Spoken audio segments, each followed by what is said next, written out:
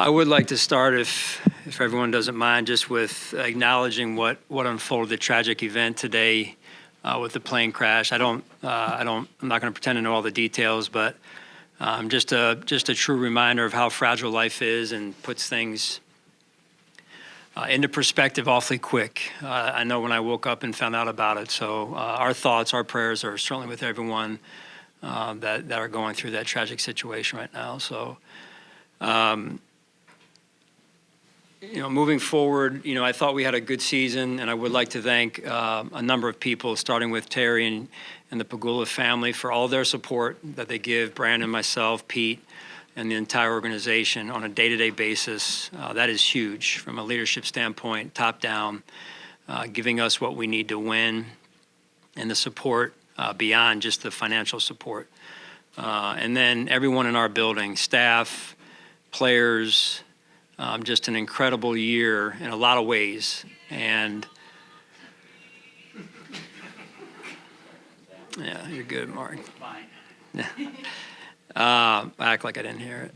And then you go to the fans, and this journey we experienced together this year was as good of a journey as we've experienced, and a lot of highs, certainly some lows, but being 10-0 at home, incredible, and that's the fans are a big part of that. But then the way that they travel every week to Detroit, to different places that we play, that does not go unnoticed or underappreciated. It's just incredible to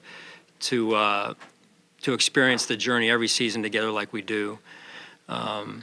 I thought the year was a good year, and a lot of firsts in a lot of ways. We were able to take a team that there were a number of new players, young players, players that had never been in a Bills uniform, players that had never played in an NFL game prior, and we counted on a lot of those guys, and they did a phenomenal job. The coaches had a hand in that as well in terms of their ability to develop players or work through some of the injuries, maybe more so defensively, perhaps in the beginning of the year. So I applaud those guys. The leadership, overall, the players group that have led this football team, led by Josh. I couldn't do my job if they didn't do what they did this year, in particular this season, and the way that they went about their business. And when you deal with adversity like you do every season, you need that leadership, that player-driven leadership piece to steer the ship in the right direction, or to take direction from me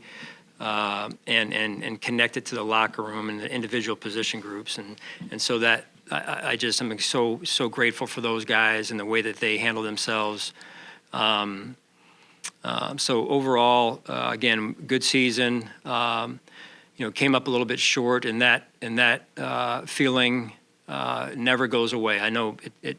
Some people say it goes away. At least for me, it doesn't ever go away until you get to a spot where you can say, "Hey, we were the best in the world," and that is a lofty goal. But it's our goal every season, and that's what we look forward to doing every season. And we were just short of it this year in terms of a couple plays here and there, and that's what happens in the playoffs. Every play gets magnified. You go back to the Ravens game, and you're saying, "Hey, a couple of those plays go the other way, and we're not in that game." But they went our way. And then fast forward a week to last week, and you're saying, "Hey, a couple of those plays didn't go our way, but if they did, maybe we're working again this week in preparation for the Super Bowl." So with that, I'll turn it over to you and your questions. Sean, how do you square, with all the success that you've had here in Buffalo, Brandon, yourself over the 8 years, how difficult is it knowing that there's a narrative out there that this team just keeps up coming short? And I know there's differences per season, but there's that narrative out there that this team can't get over that hump. How do you address that?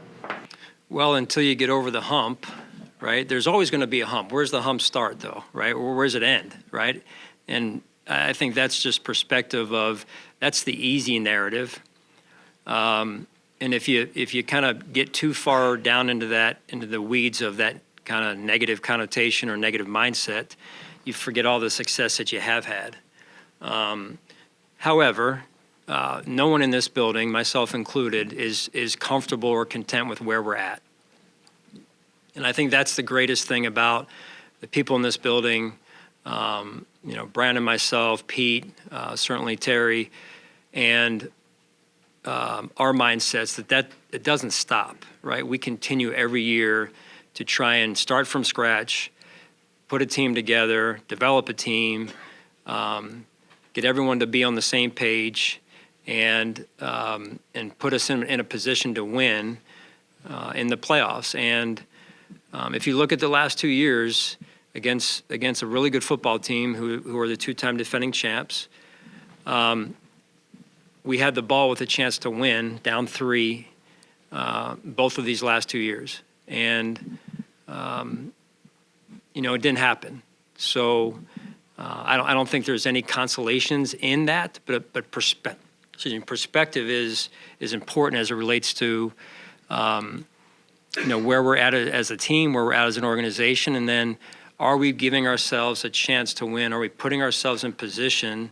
And we were in a position, however we got there the last 2 years, to be in a position to win those games. And I think that's part of what we have to look at also, quite frankly, is on the last drive of the game, we came up short. And figuring out why, right? When we have the ball in a position to tie or win the game, we weren't able to get it done.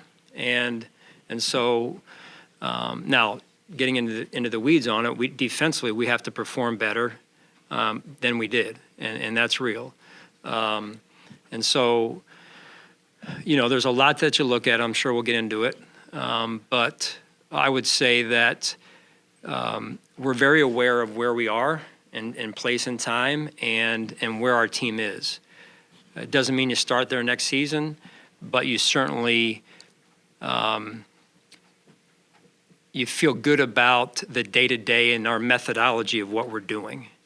Does that mean that you feel completely comfortable with where we're at and where we want to get to? No, not at all. And then I start with myself and saying, right after the game, what could I have done better, right? And then you go into what I'm mostly responsible for, our coaching staff. What can we do better?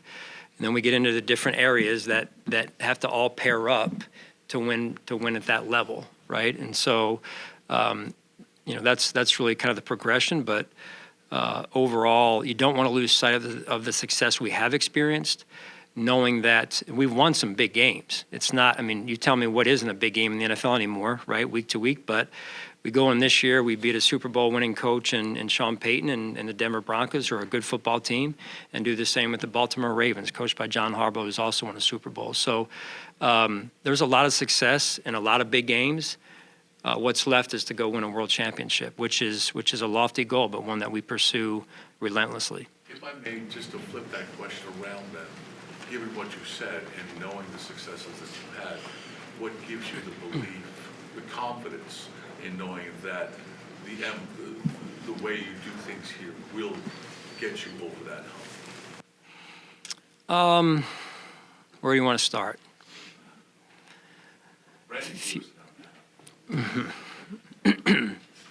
If you look at, I'll give you as much time as you need, John. If you look at, and I should have mentioned you guys. The support that you guys give us during the year, I understand you guys want to win as well, and I get that.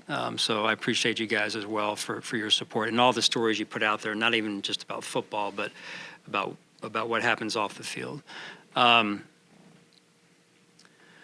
your question was about the belief that we can do that. If number one, you got to believe in yourself if you want to accomplish anything, right? So the self-belief is huge. If you want to be a great reporter, I'm sure it's the same way, right? If you want to be a great, football coach, player, what have you, it's got to start with a certain level of self-belief.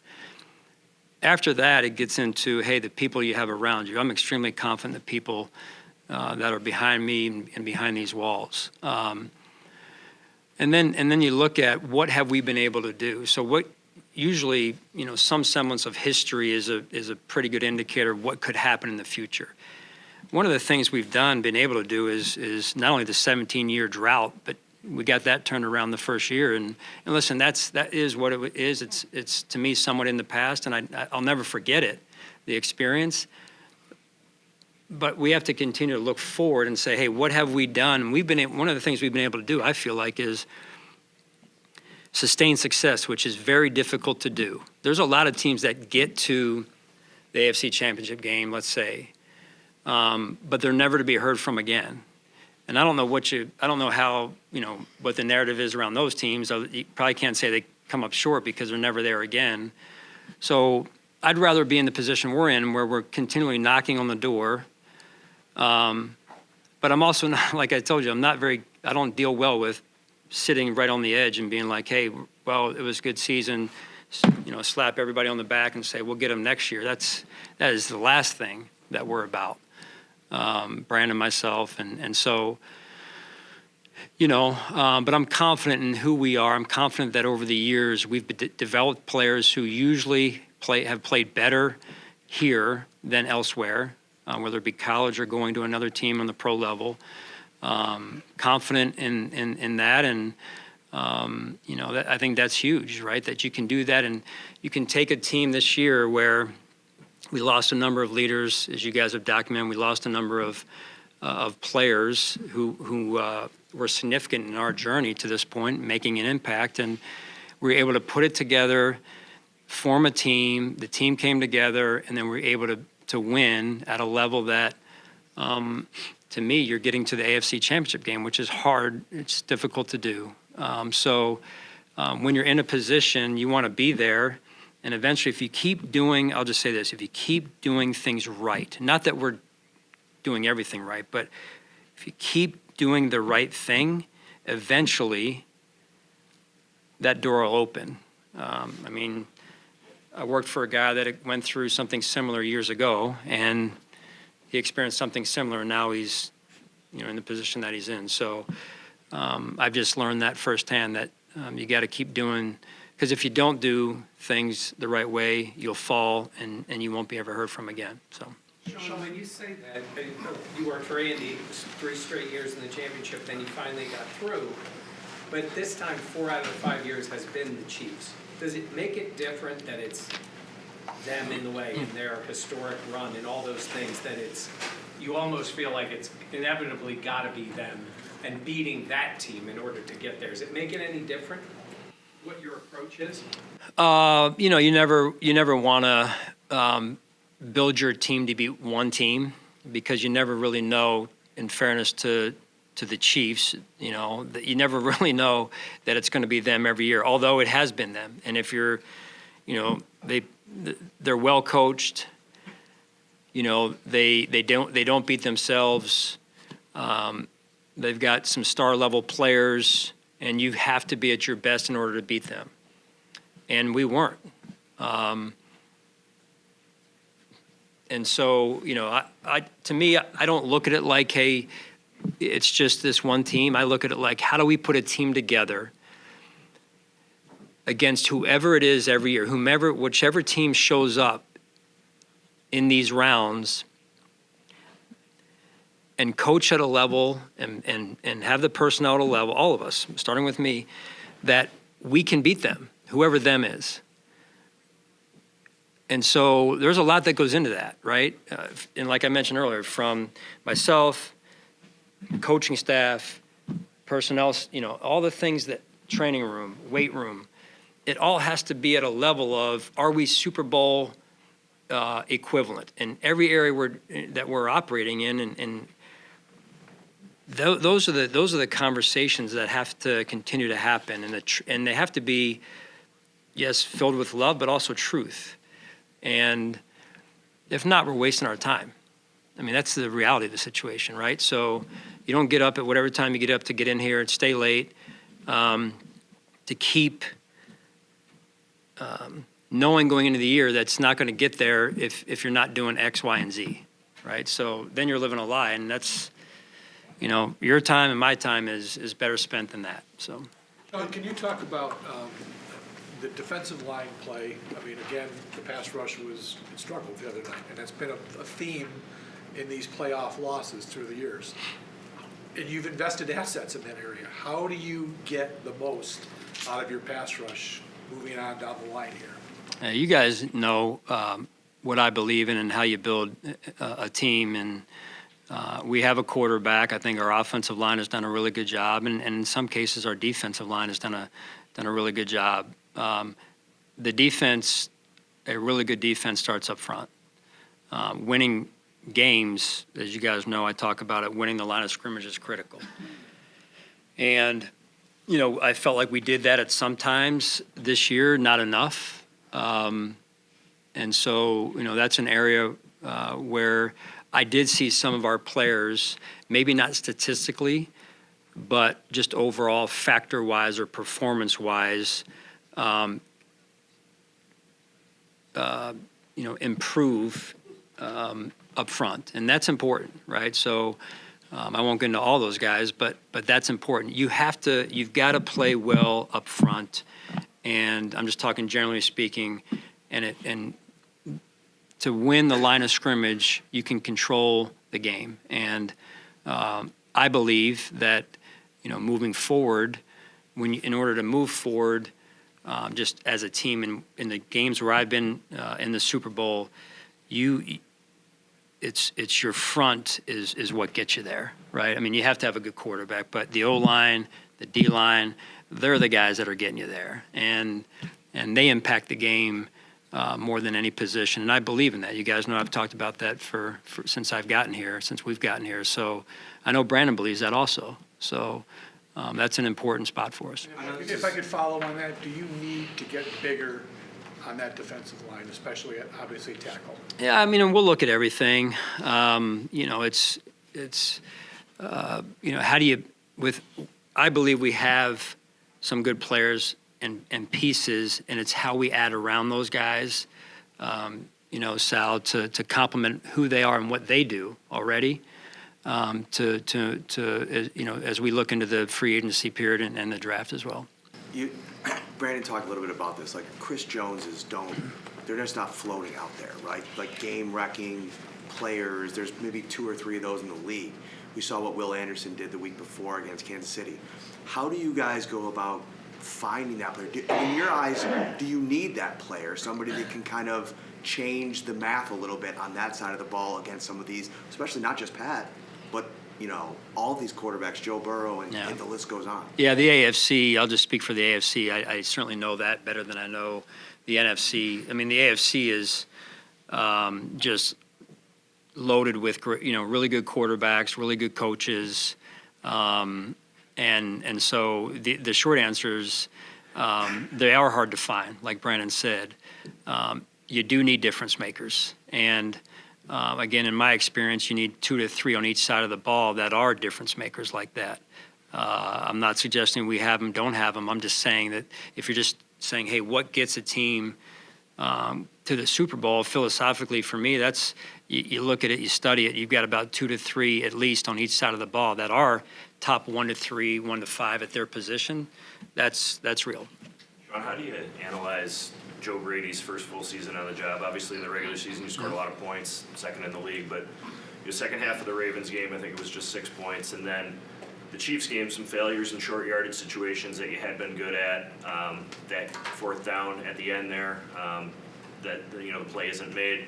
So holistically, how did you feel like Joe Brady did both all season and then in the most critical moments against Kansas City? Yeah, I'll take the first part in terms of all season. So overall, I thought Joe did a really good job. He took what he had in this "everybody eats" slogan or whatever, and I think that was kind of the approach all year. And again, you look at what we were able to do in the pass game, but also in the run game, and keeping a team a 2-dimensional offense is hard to do. I thought Joe did a really effective job with doing that throughout the course of the year, and not really knowing or the opponent knowing who to try and take away. So I think as a coach, just in general, when you can do that and take what you have, learn the strengths of your team, in this case the offense, and then use those strengths to form to form a good system year to year, I think that's a sign of a good football coach, or a good coach overall. Specific to the Kansas City game, I thought we made some big time plays. I thought we moved the ball. In fact, I think we outgained them. I don't know, can't remember quite the numbers, but there were some plays that I know Joe wants back, like I do, in any game. And so, and some of those are, you're talking about, in this case, 2-point play from the 1 yard line, right? That turned out to be a very big play in the game. The next 2-point play did as well, right? The 6 inches of a 4th and 1.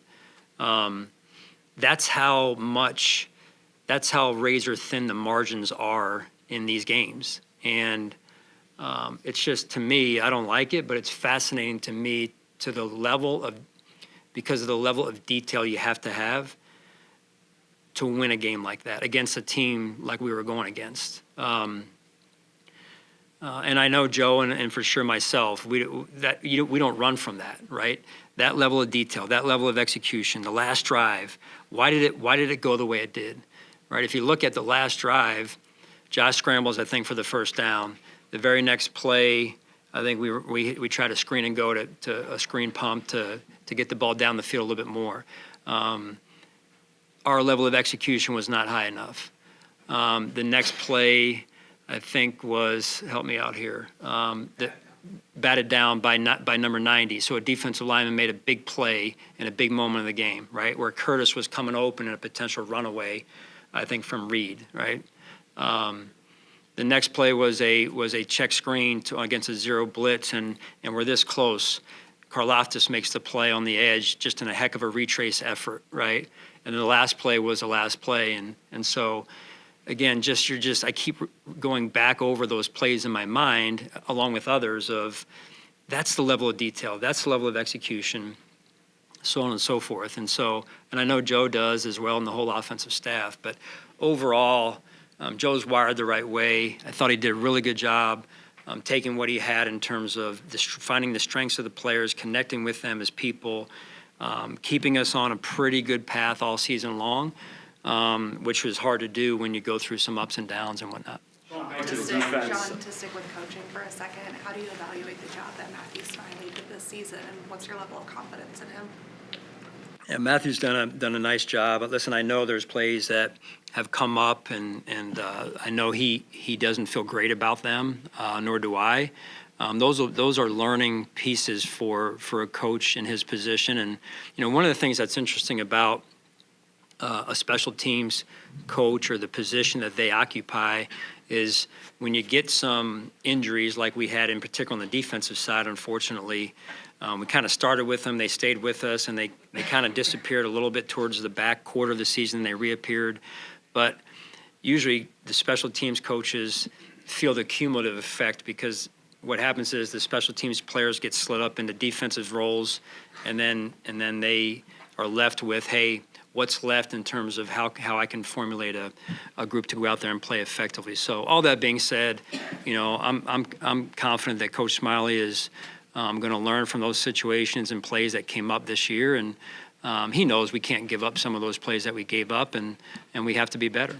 Going back to the defense, they scored 32 points, their season high for the year. They had 28 first downs, which was tied for their second most of the season. There are other numbers that were good, exceeded their own, even their own standard, as good as they are. From a defensive standpoint, what, from an evaluation standpoint, do you need to do to keep them from having their best day of the year against you? Yeah, I think Mark, and it's a fair question. We've played really good defense for a long time here. That's what we're used to doing. I would say this year probably not as good as we've played in the years prior. One of the things, however, I thought we did a really good job at this year, which has also been a hallmark of our defenses, is taking the ball away. I mean, part of this scoring on offense is from the defense taking the ball away. We did it again in the championship game, the AFC championship game. That being said, we didn't do enough. We didn't perform well enough in the Kansas City game. I would say, if you look back at it, we did make a key stop, the year before, similar to allow us to go have a chance to win the game, which is prospectively an important piece. But to your point, we have to figure out a way to perform better against that football team. Sean, you've been supportive of Dalton. His teammates certainly have. It's commendable that he's played injured, I guess, which has come out now. How did you and the training staff, I guess, arrive at the conclusion that he would be best served being out there, even if he was playing through an injury? And after that part of it, how do you get him to be more consistently impactful going into year 3? Well, Dalton's a really good football player. I think sometimes what happens is some of these young players come in and they set the world on fire the first year. And then what happens naturally is expectations all of a sudden rise to a level of, okay, then the next year is going to be up here. And I think that's just human nature for all of us. And Dalton didn't have that next step up type of year. Some of it was he missed some games due to injury. Then he came back and was trying to play through some of it. As far as the last ball, Dalton makes those plays, and it never comes down to just one play. And I want to make sure everybody knows that. Our confidence in Dalton is extremely high. He knows, and we know, that he has to get to a level of health and strength, playing strength, so that he can remain healthy through the course of a full season. A lot of these tight ends are coming out that are built a little bit differently maybe than they were years ago, in terms of they're a little bit more built like Dalton and some of these other guys that their names, these household names now. But the way he could set himself apart would be to add some of that strength, add some of that that play strength, and that durability would help him. And so I know Josh, myself, Brandon, offensive staff, all extremely confident in Dalton. Under that, Brandon talked about how he was a little bit disappointed how Keon finished this season coming back from his injury. What was your perspective on Keon's rookie year and how he kind of ended things? Well, I would say similar to the way Brandon described it. It sounds, and thought Keon really got off to a good start. I'm going back in my mind to the Seattle game. He was almost dominant in that game, both catching and blocking, and was really starting to get it. And that's some of the journey for these rookies of getting them to understand how hard it is to play in this league and to play week to week. And you're not going against any slouch corner out there usually. And then he had the injury, unfortunately, at the end of the Miami game, all the while trying to make a play where Josh clearly trusted him. It was a critical 3rd and long play, and then he went down. So I would agree with what Brandon said, and he didn't play his best down the stretch, and some of it probably was due to coming off the injury, kind of get out of sync, out of rhythm a little bit. But it is something that he can learn from and improve on moving forward. What was your perspective on when Kyer had to come in? It looked from the outside they were targeting him a couple times. Wasn't the cleanest game for him. Was there ever a point where you thought you had to do something different, maybe put Jamarcus in or anything like that? Yeah, I mean, I think what happened in that game in particular is, so they're getting the ball out fast, and you guys saw they're getting the ball out fast. We're playing zone, and so we've got to tighten it up. I'm just talking generally speaking now, defensively, trying to give you guys the whys. And so when they're getting the ball out fast and you're in zone, you can sit there and go live a slow death, or you can tighten it up and play man, or we call it dog, when you're trying to either blitz or play front and coverage, we just call man. So in this case, we did both, and it didn't go great, as everyone saw. And the thing I love about Kyer, that's not going to stop him. He remains steadfast in his belief in himself, and he works extremely hard. The result wasn't great, and unfortunately the matchups weren't great for us, and so you're seeing some things happen in the back end. Losing CB was not easy, and they exposed us in some spots there. Coming off a reset offseason, if you want to call it that, where you turned over a lot of leadership and went with a lot of new guys too. And knowing you have maybe a little bit more room to work with salary cap wise, do you think this team is better positioned now going into this season? I'm not going to pretend to say that I know all the numbers, and I don't get on those websites. I usually just ask Brennan, hey, what are we looking like? Where are we at? And so, where we were last year, I thought the team really did a good job, right? And that's part of what I'm saying when I'm saying being able to sustain success through different things that come up, right? And one of those is when you have a cap situation that isn't as friendly as you'd like it to be, and so you take what you have and you make it as good as you can make it every year, and that's what we've tried to do, and I think you see the results in that. Moving forward, it is important that we can do some things, right? Having that hopefully freed up space to do some things, to make some of these moves, to draft in a certain way that we can impact our team. And I'm confident in Brandon and his staff that will do that. On that last drive, offensively, James wasn't out there. Was he dealing with an injury late in that game? No, not that I'm aware of, at least. So I guess, sorry. Yeah, you're good. So I guess, just to follow up on that then, looking back, hindsight, it's always 2020. He had such a huge game. Would you have wanted him out there in some of those moments? Yeah, I mean, yes. I don't want to take anything away from Ty Johnson, however. And when you look at it just the way, let me just back up on James first to give him his credit. What a game he played. What a year he had. And that's a great example of these players. We really drafted James to be a pass-catching running back, right? And he comes in and blossoms and just develops in more ways than one, on the field, off the field.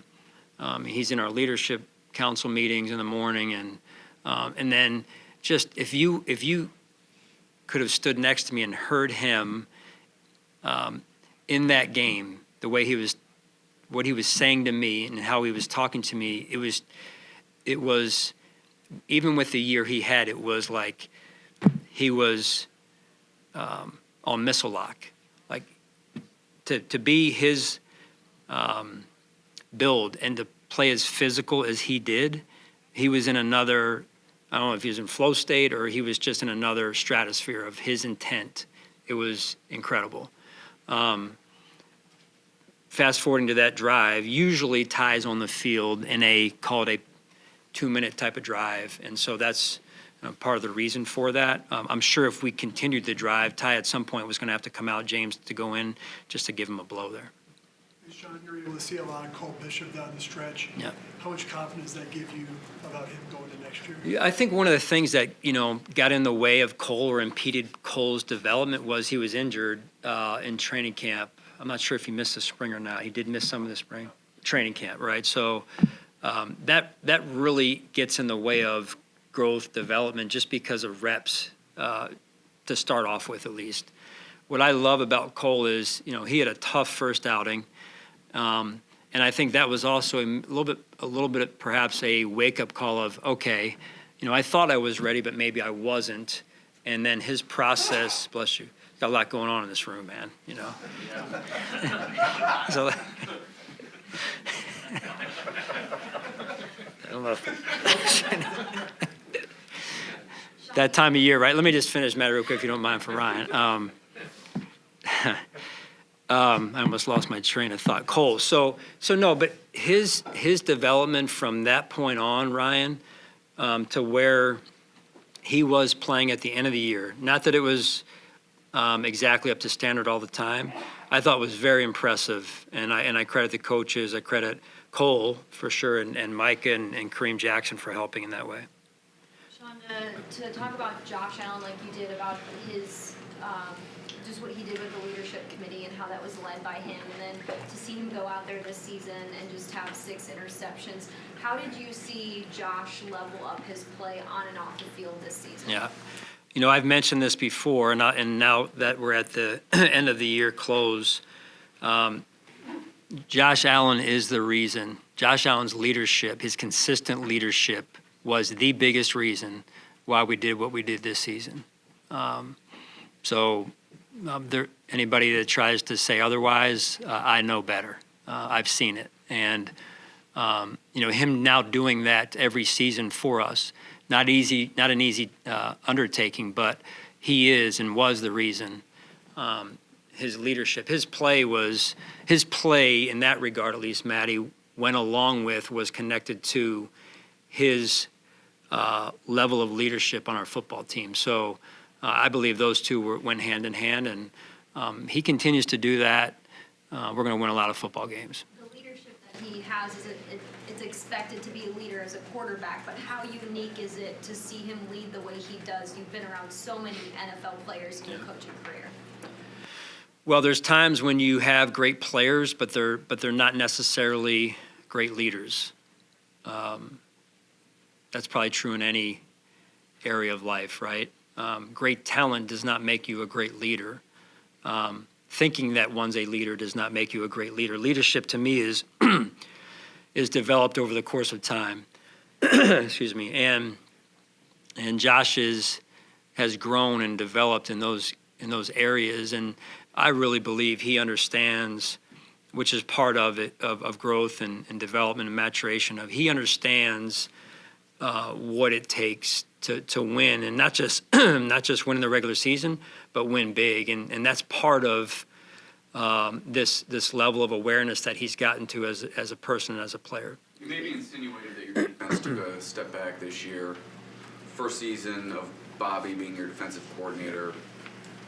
What leaves you confident that he can improve going from year 1 to year 2 and help the defense improve along with him? I thought Bobby, improved through the year. There's a number of plays he wants back in the last game, as do I. And Bobby's wired in such a way that that's going to bother him, just like it does me. And he's a go-getter. He knows football. Calling plays, as I've said before, is probably the hardest job in the building. And he'll learn from those situations the other night. So, it's never about one person, never about one area, one player, what have you. It's how can we grow and develop all of us together. And in this case, Bobby's got his work that he wants to get done and that he needs to do, and the rest of us do as well. Being confident in Matthew Smiley, are you committed to bringing him back in 2025? Yes. Yes. Sean, on the drive with 10, 11 minutes left, did you think about challenging the spot on, I think it was Dalton, on the third down? And how much of that thought process was, well, we like the personnel grouping, so if we're going to do a push, you have a lot going on there in a short amount of time, right? Yeah, I believe we went fast, right? We were on the ball. It was a situation, and I've already spoken with the league about it. I would have liked to have seen them. The hard part for a coach in that situation, how much time was on the clock? At the 10 minutes. We're in the fourth quarter. We hold 3 timeouts. I don't really want to use one of those because sometimes spots are a little wonky in terms of how's that thing going to come out. We go down a timeout. You chart these games that usually, especially against Kansas City, you're going to be in a last drive potentially to win the game, and you don't want to be down timeout. So I would have loved to have seen a stoppage there. We spoke about that respectfully, and they didn't stop it. Just because to me, there's a difference between this type of spot, or this type of spot, or a full yard, and those are all different, potentially sometimes plays that you're trying to use or would use, and so, and again, just where the game was and how the game was trending, it's a good time to be like, hey, let's make sure we got this right. I'm saying in terms of the spot leading into the last play, and for me, again, I thought it was important for us to have 3 timeouts because you never know what a game, usually against them, it's going to be in the last drive. And so was looking for a little bit of a help there maybe. But I understand, too, you're on the ball fast. So there's a lot going on there. And they may not want to chime in and stop it if we're on the ball. That's part of it, I guess. There's a prevailing thought, once maybe beyond, I asked Brandon about it as well, not trying to get you guys in trouble, but could you understand why a section of the fan base may think that you guys got the short end of the stick on numerous calls in that game, particularly late? Like I said, not trying to get you in trouble. But you are. No, I mean, listen, we went into the game. And one of my messages to the team, and this happens from time to time, is you're not going to get calls. We're not going to get calls. And I think when you prepare a team, you prepare them ahead of time mentally for this is the way it's going down. And you live with that. That's not the reason why we lost.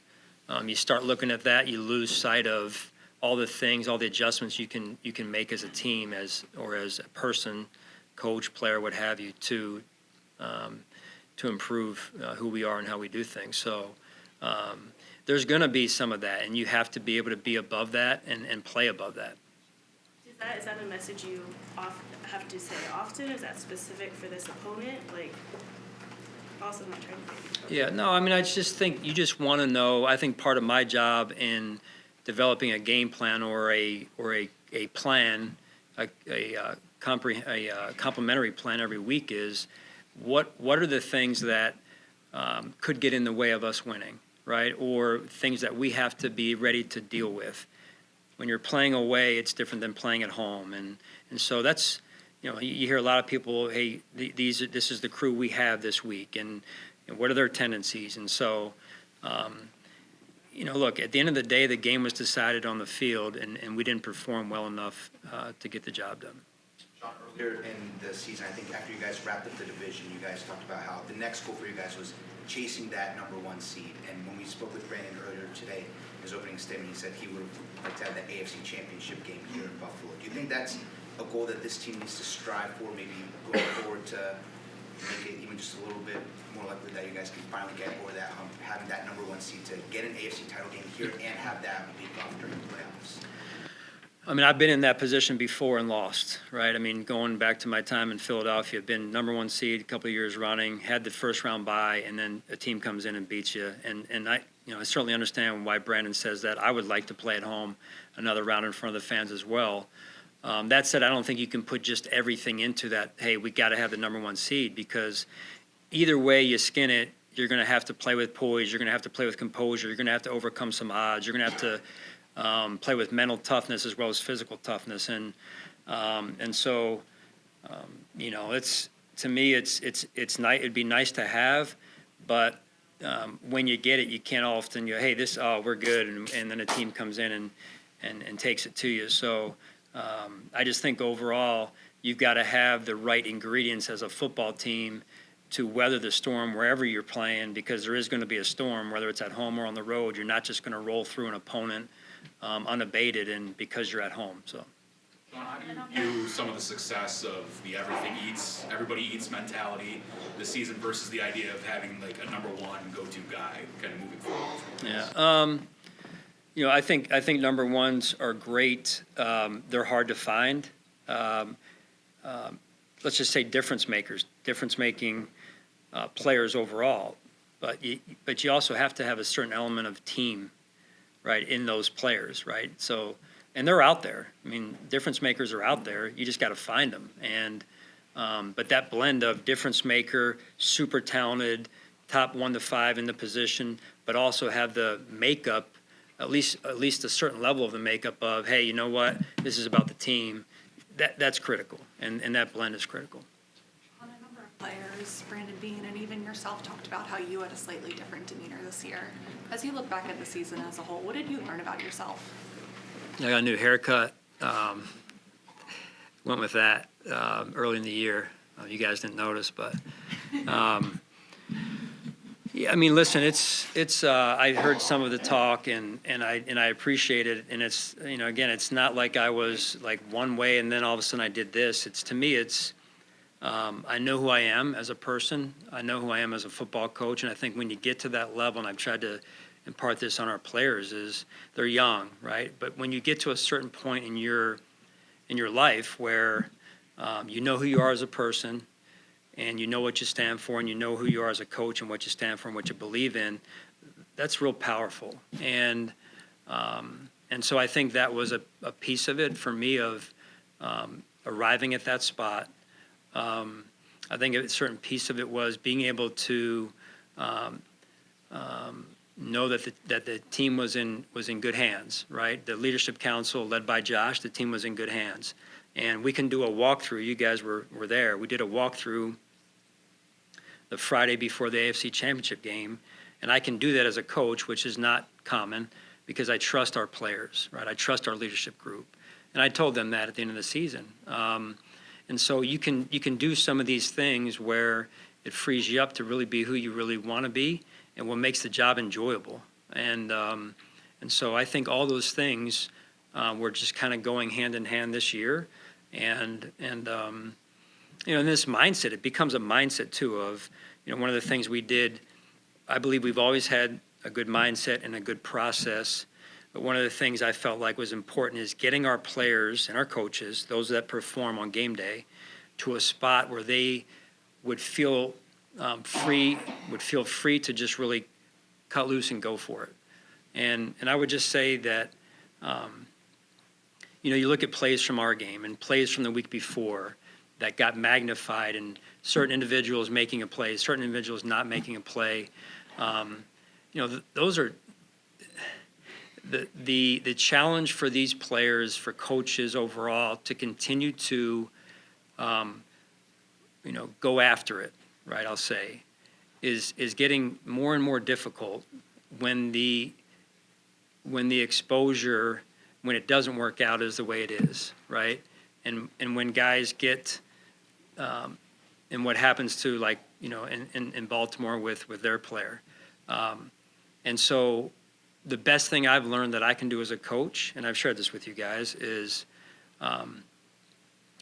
to be exactly what they need me to be on a day-to-day or week-to-week basis, right? So to meet them wherever they're at. And if they need confidence, I got to be the one that gives them confidence or tries to, right? If they need me to be hard on them, then I got to be the one that has to be hard on them, or to challenge them. If they need me to bring a sense of humor on a certain day or week, then they need that. I just feel like we were able to set a pretty simple and clear level of expectations for us inside these walls. And then within that, the players and coaches, I believe, were able to go and just, hey, cut loose, because we've done this and we've done that. And that's the only thing we expect from ourselves. Now go cut loose and play free. I think that's some of what you saw, knowing that the results are, I hate saying it this way, believe me, they're variable. They really are. And that's the hard part of this business, or one part that's hard. Sean, as you look at your To follow offense, up on that, Yeah. how do you balance carrying that over into next season when some of that is built on time on task and trust with players? Like the part about them playing more freely and you trusting them, it's going to be a different team next season. How do you carry over that culture? Yeah, I mean, it's a mindset that we embrace. I mean, you know, I had a great conversation with T-Bass, and what a year. You talk about a mental or a journey overall, and to sit down with him and really just sit back and listen to how he navigated this season. When you talk about a guy that, you know, didn't have a great start to the season, coming off of what he came off of last season, but watching him navigate this season in the way that he did mentally, to go out there, let's just say, and kick that kick against the Miami Dolphins, a 61, 62, whatever, 61-yarder, that doesn't happen without an unbelievable mindset. And so, and I think I told you, I had people after the game saying, I can't believe you were going to do that. And this is for all of us, right? Our fan base, we've got to have this type of mindset together. Meaning, I can't believe you're going to try that 60-some yarder with all the bad things that could have happened. Well, we can't think about it that way. We got to be like, hey, winners have a winning mindset. Only the good things are going to come out of this, right? If you expect to win, you have to first believe you're going to win. And I know he believed he was going to make that kick, and so did I. And, you know, he goes and does it. That doesn't mean it's always going to turn out that way, but that is a mindset that we as a team, we as a community, you know, we have to share, because that's who I believe this place is, and that's who I believe we can be moving forward. Sean, as you look at the offense and how it performed, obviously record-breaking points and all that, but the inability at times to throw the ball down the field, Josh had trouble with that. I know everybody eats, but do you need in this offseason to get a guy who can get downfield. And I know he tried with Cooper, but that quote-unquote number one type guy, do you need to add that to this offense? Yeah, I don't know, Sal, that it necessarily has to be, you guys are using the label of a number one. I don't know that you have to have that. In fact, when we were in Carolina, went to the Super Bowl, we didn't really have a number one, say. However, do you need to be able to stretch the field horizontally and vertically? Yes. You need to be able to stretch the field horizontally and vertically and gain separation. So I think I know, in fact, we'll look at that and like we do everything and, evaluate exactly the type of player and the type of person that would fit that. Sean, when does your competition committee duties begin? And what'd you Today, learn they last year? started today. Yeah. Bad time for my question then. What'd you learn Thank last year you. about balancing league work and also Bill's work and being in those meetings? It's really most of it is in the off time hours. They do a really good job.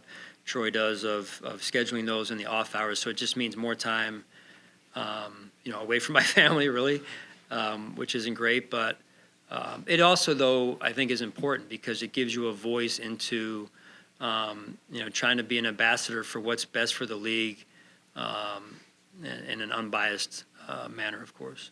Sean, you talked about relationships being so important, and you talked about some of that. Josh on Monday said he was proud of you. You think about the reverse of coaches usually being proud of players.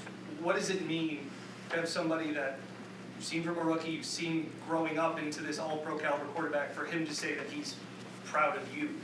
Well, again, I think it's really, I'm proud of him, and it's, based on what he said, he's proud of me. It's, I think, an interesting dynamic, right? And, I don't shy away from that. It's, like I said, it's, it's me growing. And, it's not that I was a bad coach before. We went to the playoffs and broke a 17-year drought, right? We do all what we've done, but that doesn't mean Sean McDermott's done growing.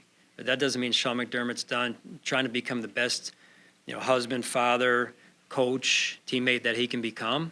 And so that's how I take it, really is, whatever, however I can improve, I think we all need to do that. And I think we, usually do a pretty good job of that. But I'm not ashamed of that. I'm not embarrassed of that. And it's not like I was, over here, but you guys know me, you kind of know what to expect. But listen, for me as a coach, I believe this, and I believe this with all my heart.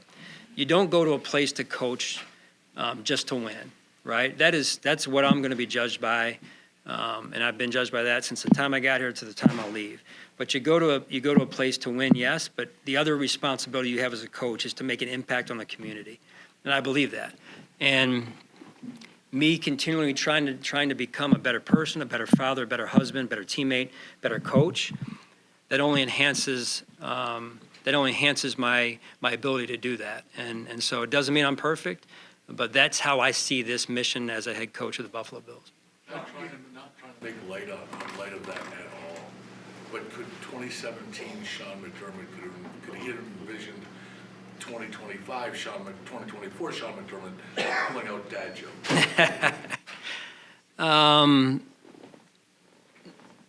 Probably not.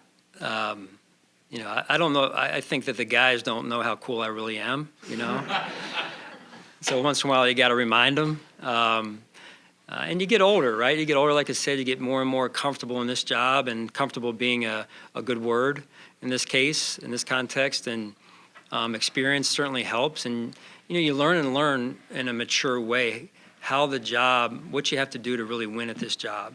And that changes a little bit. Like I said, there's a huge mental component to this job, and mental piece to our players and our performers, the coaches included. But yeah, I mean, there's just that to me is them seeing who I really am, and I think that's part of it, is that you can be vulnerable. I know Coach Vermeil rather well, and you see him over the years being real in front of his team, and that's the real Sean McDermott, and that allows me to have fun and enjoy this too, because it's long, it's tough, and it's not easy, but I love doing what I'm doing. We asked you a few times at the end of the year about Matt Milano, and his trajectory where he was, where did you feel he ended the year heading into the offseason as far as what you see his role is next year? Yeah, Matt my heart aches for Matt because, come off the year he had the year prior, misses all that time, goes into camp. We're at Pittsburgh, and he, strains his deal there, and then he's out in another X amount of weeks or months. And there's a real mental component to that also, of him being able to get himself back mentally that, hey, I can still do this, and I can still do it, not just do it, but do it at a high level like Matt Milano used to do it. And I applaud him for his mental ability and his, just ability to push through overall until he found, again, a rhythm that I think he said, hey, you know what, I can do this. And you saw that at moments. Not as consistent as he once was, but going into the off season now, not needing another surgery or not having to rehab will be important for him. Josh, I know you're a guy who just sticks to what's gotten you to this point, what is success in this organization. But like hearing you talk about Josh, Brandon had similar things to say about Josh, who he is, not as just your franchise quarterback, but as somebody off the field too, as what he is for a leader. How difficult does that make it to where you get so close to achieving the goal of getting to the Super Bowl? You want that for a guy who's not getting any younger. How difficult does it make it for you to stick to what has worked without wanting to throw a million things at the wall to see what can make that happen with the snap of a finger? So Yeah. No, I definitely want it for Josh. Listen, I want it for all of us, the fans, I want it for the Pagula family. I'd love to be able to hand that thing off to them. That's some of what, that's some of why I was brought here. And that fire burns deep within. And you should know it's not like we stick with things just to stick with things because that's how we've always done it. That's the last thing we do. We do throw a million things at the wall. It's already begun up in my office and Brandon's offices. That's part of becoming better is, hey, we're going to throw a million things at that wall. And, we may agree, we may disagree, but we're going to come out of it with the best darn answer we can for this football team, whether it's schedule, how we handle this or how we handle that, who we draft, all those things. It's, those conversations are critical as we continue to move forward. What team was maybe a pleasant surprise or exceeded expectations for you, whether a player or a coach? Was there anyone that just kind of, exceeded expectations? Yeah, I would start with Dawson Knox. When you get around a person that, again, knows who they are.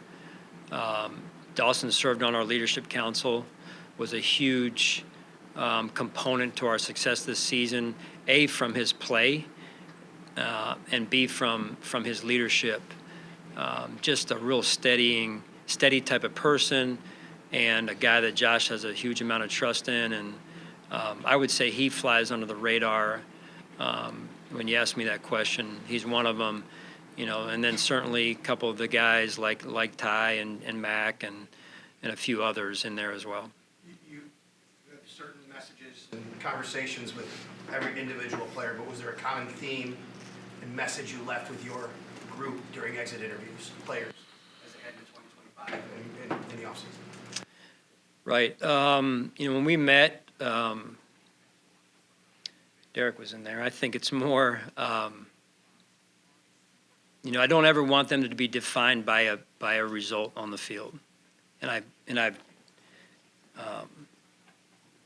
Again, I know, and they know very well how they're evaluated. That's the day and age that we are in. But I want them to know, most importantly, that they are more than football players. These guys are brought up, like many professional athletes, as the best in the world since the time they're this small. And is that fair? Is it unfair? I don't really know. The challenge is what's going to happen when they finish playing football, right? And I know, this is, hey, we got to win, we got to do this, and I'm right with you on that. But one of the, again, to me, pieces of being being a coach that they need me to be is growing them and developing them in a way that they're not just defined by how well they play on a Sunday or how well they play year to year or the way their career finishes. It's who they become as people in the journey of becoming a great football player, and making sure that they know that when this game leaves them or they leave the game at some point, that they will survive, they will thrive, and they have more than just football to offer their families, themselves, or our society.